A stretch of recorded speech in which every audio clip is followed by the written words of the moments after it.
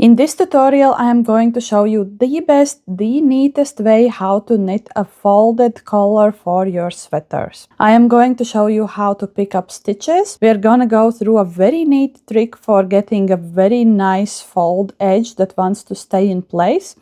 And I will show you how to sew it down. I will also show you an option how to knit down the edge, and I will also explain why you should absolutely never use that. And there is also going to be a variation for 2-on-2 rib folded collar. Welcome to Sorceress Crafts channel. I'm Sorceress. I learned to knit in the previous century, and these days I teach others how to knit. For knitting the collar, I usually want to go either one size down if I want the collar to be roughly the same size as it is currently, or I will go down 2 or sometimes maybe even 3 sizes if I want to cinch it in and if I want the collar to be smaller than it is currently. First, we need to pick up stitches for our collar. You will need to start at the center back. I have my marker here. For collar, we are always using the pick up and knit method because that's the strongest one and that will give your collar the most stability. Leave a long end for weaving in. Find a stitch, insert needle from front to back, wrap around the yarn and pull it through, and you have created one picked up stitch. And then you keep doing the same thing for all of the stitches. Remember that now we are looking at our stitches upside down, so we are not looking for those V shapes. Instead, we are looking for those points where we casted on the stitches. We are inserting our needle in the stitch that we casted on. Unlike for button bands, with collars you usually want to pick up every stitch that you have, so there isn't a real need to count anything. You simply pick up every stitch that you see. If you find that it's too hard to pick up your stitches with knitting needle, you can also use a crochet hook for that. Again, find the upside down V shape, insert your crochet hook from front to back, and pull through yarn. And then you can simply put it on your knitting needles. You can also pick up several stitches in a row on your crochet hook, just like this. And then transfer them like 4 or 3 at a time.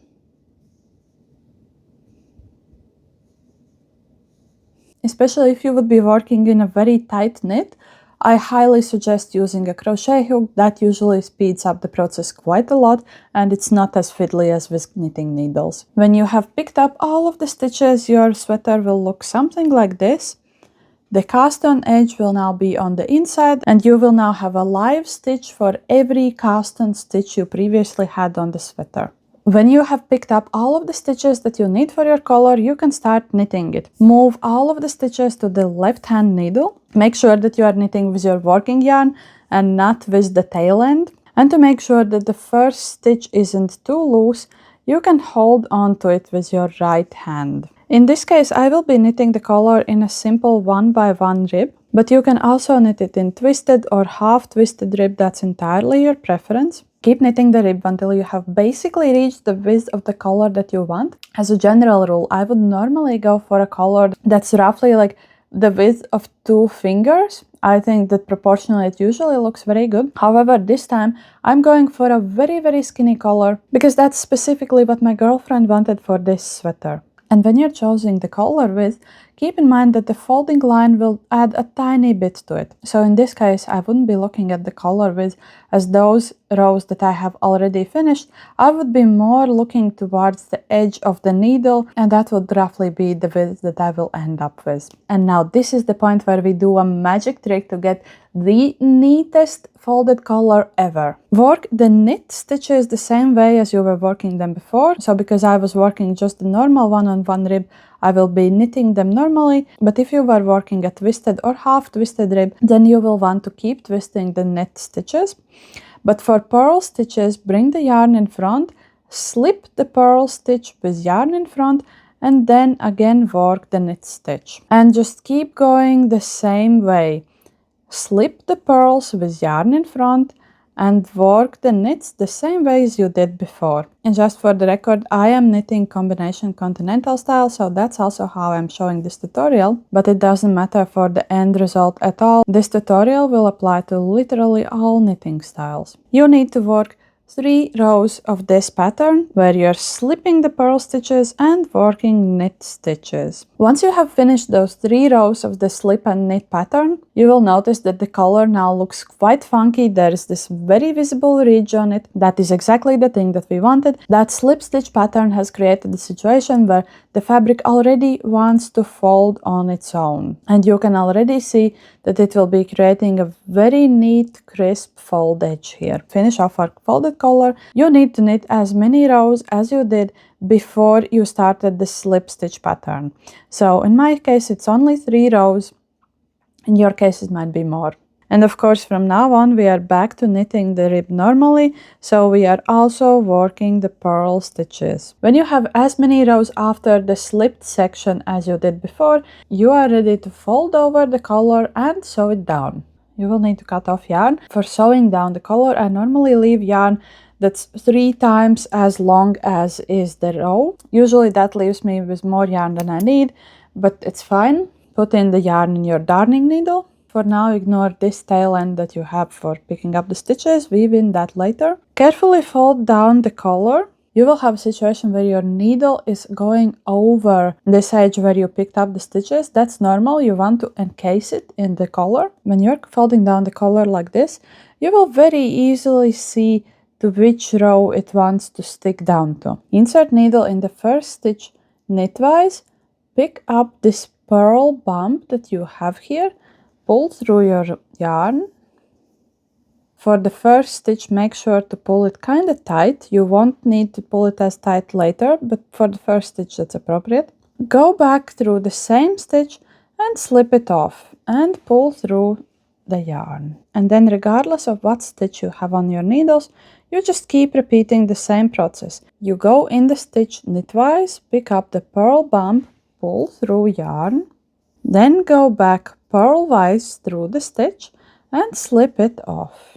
You need to be really careful that for the purl bumps that you are picking up, you're always doing it in the same line, that you're not going higher or lower. You always need to pick them up in the same line. And another thing that you need to be really careful is not to sew down the collar too tightly. And by that I mean that you need to stretch out the stitches. You absolutely want to pull in the yarn when you are sewing it down, but you want to make sure that the stitches are stretched out on your needle. Otherwise, you risk making a super tight collar that won't go over your head. There are, of course, several different ways how to sew down a collar, but this is my preferred way, and I think that this is the most intuitive way that's kind of the easiest to remember. So this is the one that I use most often, and this is the one that I usually teach other knitters. This is what the end result will look like. This might be a mildly weird sweater to show this on because it has lots of texture and doesn't want to sit correctly on the table. And also this is a very skinny collar. But overall, this is what you can expect. This is what the inside looks like. I really like this method of sewing down the collar because it almost resembles Elizabeth Zimmermann sewn bind-off. It's one of my all-time favorite bind-offs. And with this, your collar will be very stretchy. That is a really important thing for the sweater to fit properly, and especially for crew necks that are kind of close to the neck, and you need to make sure that you can actually get them over your head. And here's what the same collar method will look on a slightly different yarn, but in a different weight, and this one's more pulled in. I've worn this sweater for several months, and it has held up so nicely. This is hands down my favorite collar method. Even though this method for folded collar will mostly work on different variations and one-on-one rib, you can also adapt it for two-on-two rib. The main difference that you will need to do is when you are slipping the purl stitches, you will be leaving the yarn to the back of the work, not to the front. So for two-on-two rib, you again would knit the knit stitches and slip the purl stitches, but this time leave the yarn at the back of your work. Just do the same 3 rows of slipped stitches as previously for one-on-one rib. On the two-on-two rib, you will also see that the fabric is already creating this crease because of the slipped stitches, and when you fold down the collar, you will see it already creating a very neat folded edge like this. On 2-on-2 rib, because we are slipping the yarn on the back side, you will see a little gap between the purl stitches, but it won't really show up prominently when you are looking at your collar normally, and it will still give a very nice neat edge. Another thing that you could do for making the 2-on-2 rib collar more successful, depending on the yarn, sometimes only one row of the slip pattern will work better than the 3 rows. In my experience, the 3-row slip pattern always works the best on 1-on-1 rib, but when it comes to 2-on-2 rib, you really do need to experiment a bit for yourself, because it will depend highly on what your yarn is and how dense your fabric is. And this is what your folded collar would look like if you use the slipped stitch method on 2-on-2 rib. Of course, on 2-on-2 rib, it doesn't make all that much difference, so you can absolutely knit 2-on-2 rib folded collar without slipping the stitches. Simply knit entirety of the rows in 2-on-2 rib, fold it over, and then do whatever bind off here that you deem necessary. But I do think that even on 2-on-2 rib, this method adds a little bit of distinctive edge, and I think that the biggest benefit of slipping the purl stitches like that is that it gives you a distinctive folding edge, and you're less prone to making any mistakes when you're sewing down the collar. You won't have the situation where you're picking up the stitches from different rows as much. I personally really don't like using the method where you knit down the folded collar. I highly suggest you stick to the sewing method, but if you want to try this out, or if you have a project where this would be appropriate, here's how you do it. Fold down your collar to the wrong side of your work. Ideally, you will want to find the place where you picked up the stitches, so you will be using this strand that was created by you picking up the stitches. Pick up that, put it on the needle, knit 2 together, find the next float that you have here, pick it up, put it in your needle, knit 2 together, and now take the first stitch and slip it over the one that we just created. If you have Eastern mounted stitches, I highly suggest you slip your stitches and change their mount to this. For this, you want the leading leg to be in front of the needle, and do the knit 2 together and slip over the previous stitch. In this example, it's very easy to see where are the floats, so it's very easy for me to pick them up. But let's be honest here, it won't always be that easy, especially if you're knitting collar in the same color as you were knitting the body. So you could also pick up these strands that were created by cast on, put those on your needle, and just repeat the same steps. Knit them together and slip over the previous stitch. There will be a difference in how it looks. It does look neater if you are picking up those strands that were created by a pickup, but even if you are knitting down to the strands that were created by a cast on, you will still have a very neat edge here. The important bit about picking up the strands is that you do the same thing throughout your work. If you're picking up the strands that were created by you doing the pickup stitches, always use those. But if you can't find them and you are using the cast on edge, use the same exact strand from the cast on edge. There are 2 main reasons for that. If you are picking up just that one strand, you will always know that you are picking up from the same row only 1 stitch at a time. There wouldn't be a situation where you're picking 2 stitches from here with 1 stitch from here. That would create puckering and all sorts of messes. Another reason is that you want it to look even and you want it to be at an even height. So if you start mixing up those 2 techniques, they will be at uneven lengths and they will look different. So you always want to do the same thing throughout your work. Right here I'm of course showing this type of collar on a flat piece. You absolutely can knit a folded collar on a flat piece. You would do it before you knit the button band, and then you would also pick up the stitches here together. Anyway, if you're knitting this piece on round and you have just this 1 stitch left, go under the first stitch that we made here, pick up a stitch, pull your last stitch over it, cut your yarn, pull out this stitch a bit so it's bigger, and pull out the string through it.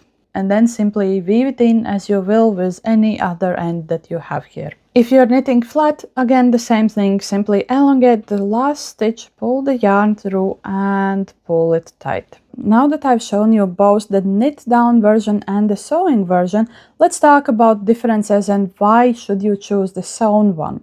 The biggest major difference is that the sewn edge will be very stretchy, and meanwhile the knit down edge will be way stiffer. Another big difference why the sewn option is way better is that the knit down option creates a very bulky edge. All of this bit would be sitting against your neck and it's really not comfortable. And meanwhile, for the sewn down version, it's almost not noticeable. It's really flat against the fabric. And just generally, you have more control over sewing than knitting down in this version. So far in this tutorial, I have talked about the cases where you already have the body of your sweater knit up and then you're attaching collar to it. Of course, there is also an option of starting at your collar and then knitting up the body. The principle would be very similar. Start by casting on as many stitches as you need for the collar, knit it as wide as you want it to be, then do the slip stitch pattern, then knit the rest of the rows. However, absolutely do not knit those two sides of the collar together yet. Leave it to be the last thing that you do for the sweater, and in construction like that, the safest option would be sewing it down. I say that because the knit down option really isn't as stretchy as is the sewn down one. And if you knit your sweater in that way, where you start with the collar, then you knit down, and then you keep knitting the whole sweater, the risk of fit not being correct at the very beginning of the sweater is way too high. I sincerely hope that this tutorial was useful for you, and if you would like to support me making more tutorials like this one, I also have a Buy Me Coffee account where for the price of just one yarn ball, you can support me making more free tutorials like this. Thank you, and I will see you in the next video.